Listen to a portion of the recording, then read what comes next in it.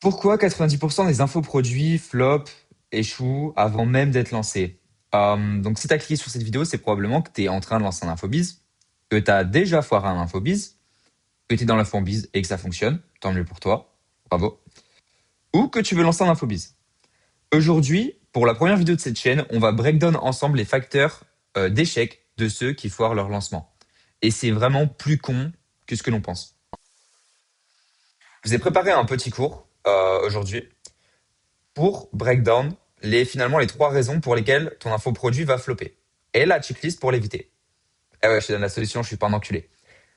Si tu veux retrouver ce cours, tu peux aller dans la description, il y aura qu'un seul lien, ce sera celui-là, pour que tu puisses le relire si besoin.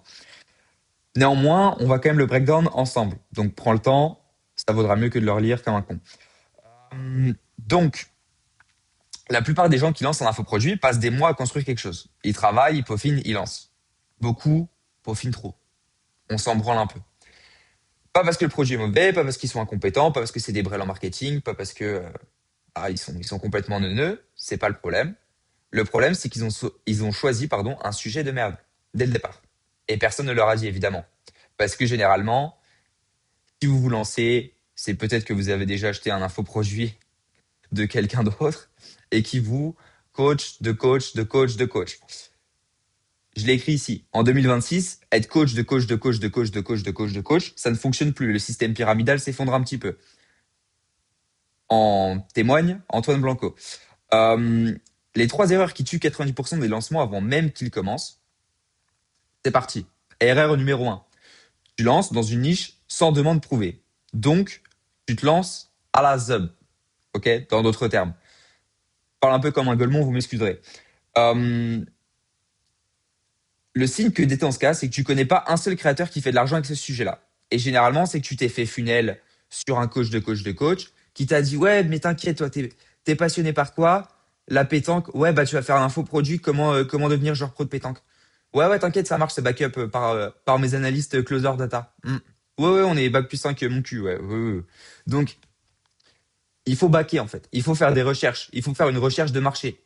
On se lance pas sur un projet passion parce que je suis Séverine, 46 ans et j'adore les plantes ou Serge 45 qui aime la pétanque.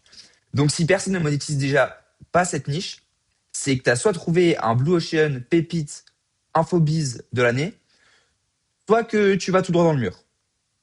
Je te le dis à 97% du temps, c'est que tu vas tout droit dans le mur. On est 7 milliards, 8 milliards, 9 milliards. C'est compliqué d'avoir des idées. La demande, elle est prouvée quand tu peux pointer vers trois créateurs de ta niche, voir leur audience, leur prix, leur revenu estimé. Si tu peux pas faire ça sans lancer, t'es en train de prier. Erreur numéro 2. Tu copies la surface sans comprendre la structure. Tu copies comme un golemon. Je résume. Beaucoup de gens voient un créateur qui cartonne et copient son produit. Exemple, La Menace. Exemple, Anthony Sirius. Exemple, je parle pour les Français évidemment, la niche OFM qui est devenue saturée à la mort. E-commerce, dropshipper, coach de coach. C'est que finalement des infobis qui sont saturés à la mort. Et au final, ceux qui arrivent à s'en sortir un petit peu, ce sont first des gens authentiques, mais surtout des gens qui ne font pas comme tout le monde. Évidemment, parce que les gens qui font comme vous, ils le font mieux. Eh ouais. Donc, il faut trouver une valeur à ajouter à soit la niche dans laquelle vous êtes, soit au marché vers lequel vous dirigez, pardon. Le produit, c'est 20% du business. Le système autour, c'est 80%. C'est clair. Le funnel d'acquisition, le contenu tofu. Si vous ne savez pas, le contenu tofu, mofu, bofu, finalement, c'est top of funnel, middle of funnel, bottom of funnel. Ok. Donc tofu, c'est le haut de l'entonnoir. Ton contenu tofu qui génère des leads organiques. Sa séquence email, son pricing psychologique, la communauté qu'il a construite avant de vendre quoi que ce soit. Ça aussi, c'est un gros problème. Les gens, et ça, c'est un problème à l'intérieur du problème. Les gens veulent vendre avant même de donner quoi que ce soit. Il faut créer un rapport de réciprocité. Là, par exemple, je te donne de la valeur. Peut-être que j'attends quelque chose, peut-être que j'attends un retour. Mais je te donne de la valeur gratuitement. Je t'explique. Et je vais te donner une solution, évidemment. Je suis pas un enculé. Un petit peu, mais ça va. Je me soigne. Copier le produit sans copier le système, c'est construire le toit avant les fondations. C'est-à-dire que si vous avez juste une idée de produit, mais que vous savez pas comment faire la distribution, ça va être très compliqué au moment de lancer le produit. Bah, t'as pas de distribution, ça va être compliqué, mon grand. Ça va être très compliqué. Si t'as pas de marketing, comment tu veux que les gens ils achètent ton produit? Ah, alors oui, tu peux faire comme moi, tu peux faire des vidéos de con sur YouTube en espérant qu'elles fonctionnent.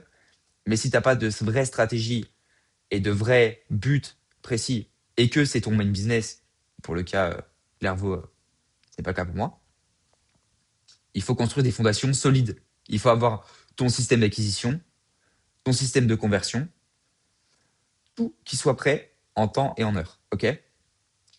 Erreur numéro 3. Tu lances au mauvais moment. Hmm. Chaque niche a une fenêtre d'opportunité.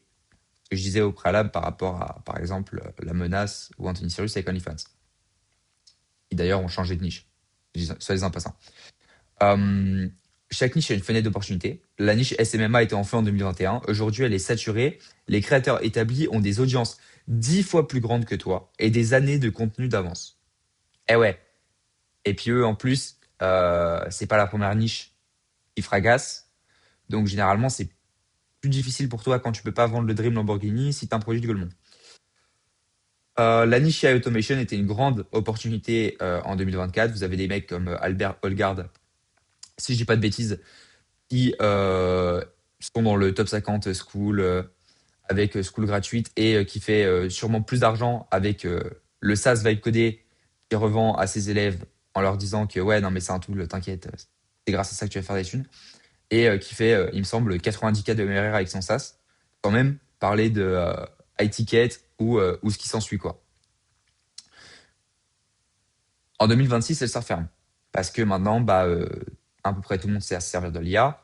On a OpenClaw, on a, euh, on a, on a des choses à faire, mais l'AI Automation N8N, c'est compliqué. C'est compliqué. En 2026, là maintenant, c'est très compliqué.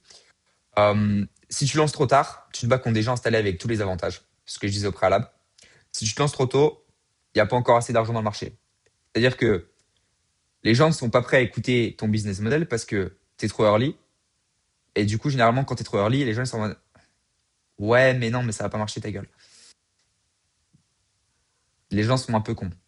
En tout cas, quand tu fais de l'infobiz, tu t'y attends. Donc le timing est un des facteurs les plus importants dans un lancement et c'est celui que personne ne mesure parce que personne n'a les données pour le faire. Ok. La checklist pardon, avant de lancer. Petite checklist simple et rapide à faire avant votre lancement. Là, par exemple, si tu es en train de faire ton lancement et que tu te dis ouais, c'est bon, là c'est nickel, je vais faire 6 fixes, je vais faire 100K par mois, tranquille à l'aise de donner, je suis le meilleur, machin. Fais cette petite checklist et réfléchis un petit peu. Gamberge, comme dirait Hamza Yacobi. Euh, Si tu ne peux pas répondre à toutes les 5, c'est que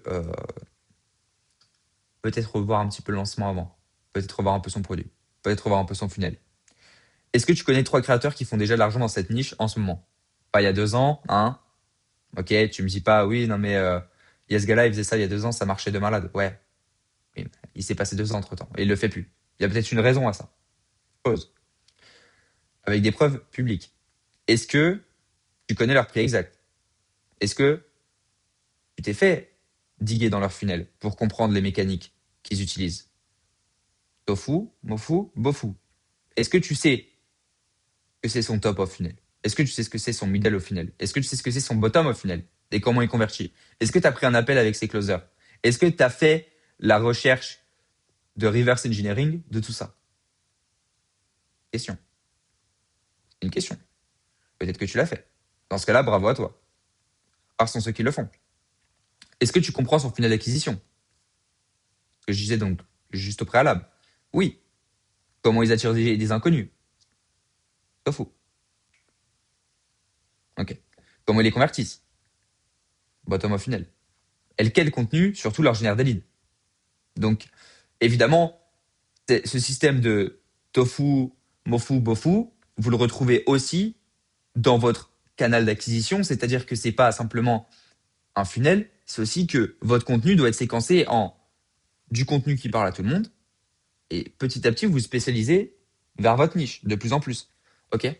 Est-ce que la niche est en croissance ou en déclin? C'est-à-dire que la plupart des gens qui lancent des infobiz, généralement, c'est quand leur business se pète la gueule, qu'ils ont fait suffisamment d'argent. Je dis pas que c'est pour tous, mais en général, les gens qui lancent des infobis, généralement, c'est parce que ils ont leur business qui est en déclin et ils veulent faire un exit. Ok. Euh, c'est pas la meilleure façon de faire si vous voulez rester dans le long terme. Ok. Le plus simple, c'est de lancer quelque chose qui fonctionne et de le vendre. Et vous pouvez le faire en même temps. Et c'est encore plus intéressant de le documenter du coup. Parce que du coup, vous avez une proof of work. Et les gens vous font confiance. Et c'est plus simple de convertir. Est-ce que tu sais exactement qui est ton acheteur?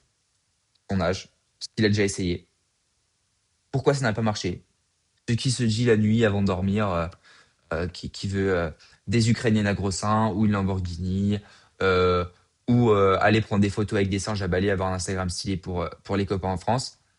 Ton ICP, idéal, customizable, potential. Ok. Tu peux répondre à certaines questions avec des données réelles, pas des suppositions. Alors ton lancement a une base solide. Pas forcément solide, mais il a une base solide. Les fondations sont bonnes. Si tu ne peux pas, c'est exactement pour ça que je te parle maintenant. Clairvaux XYZ. Clairvaux.xyz. Je vais y arriver. Très compliqué. Réseau. J'ai fait le sale boulot pour toi. Me suis fait chier. Je vais aller chercher des créateurs, des créateurs, des créateurs. Regardez ce qui fonctionne pas. Calculer. Faire des estimations de revenus. Des analyses de marché. Mais pas seulement. J'ai aussi digué et eu des idées d'infobiz que j'ai répertoriées sur Clairvaux XYZ. Si vous voulez aller jeter un œil, il y a un plan gratuit. Donc, tu vois, tu regardes. T'as accès à peu près à pas mal de trucs. Si ça te plaît, tu prends. Si ça te plaît pas, tu dégages. C'est pas grave. Voilà. On a analysé les infoproduits qui font 100K par mois, leur funnel, leur revenu, leur pattern, le profil exact de leur acheteur, la fenêtre de marché pour chaque niche. Mais aussi, on vous donne des idées. Parce que oui, c'est marrant de copier, mais si vous trouvez des solides idées de business, vous pouvez devenir pionnier et boss du game. Et pas seulement être un criquet et ramasser des miettes de ceux qui font vraiment des thunes. Voilà. Pour que ton lancement soit basé sur de la vraie intelligence de marché, pas sur de l'espoir. Ouais. Voilà. Donc, si tu veux aller revoir ce cours, je mettrai le lien tout en bas. Si tu veux aller check mon SaaS qui vient juste de se lancer, clairvaux.xyz, hein. Et puis voilà. Je te dis à très bientôt pour de nouvelles vidéos.